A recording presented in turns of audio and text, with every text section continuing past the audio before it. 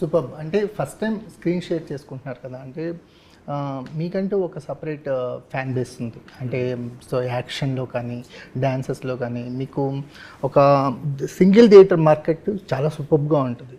మీ అన్ని సినిమాలకి ఓపెనింగ్స్ చాలా బాగా వస్తాయి. స్క్రీన్ షేర్ అనేసరికల్లా ఫస్ట్ థాట్ ఏమొచ్చింది? అంటే అంటే సార్ ఈ సినిమాలో స్క్రీన్ షేరింగ్ ఉన్న ఆ క్యారెక్టర్స్ మీకు కాస్టింగ్ చాలా ఫ్రెష్గా అనిపించాలన్నమాట మేము ఫస్ట్ నుంచి ఫిక్స్ అయ్యాం సార్. ఈ కథకి కాస్టింగ్ చాలా ఫ్రెష్గా ఉండాలి.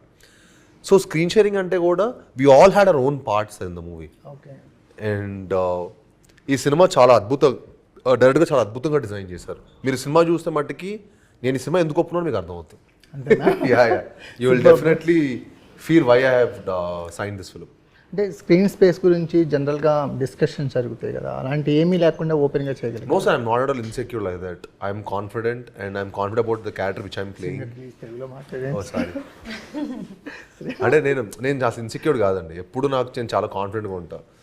అండ్ నాకు ఆ క్యారెక్టర్ చాలా నేను ఎప్పుడైతే విజయ్ గారు నాకు ఈ సినిమా మళ్ళీ ఫ్రెష్గా నరేషన్ ఇచ్చారో మేము చాలా చాలా అద్భుతమైన చేంజెస్ చేసామండి.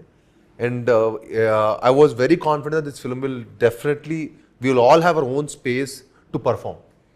Okay. And our confidence వచ్చిన తర్వాత I was ఇంకా అసలు no thinking like that. So అందుకే we only had fun on sets.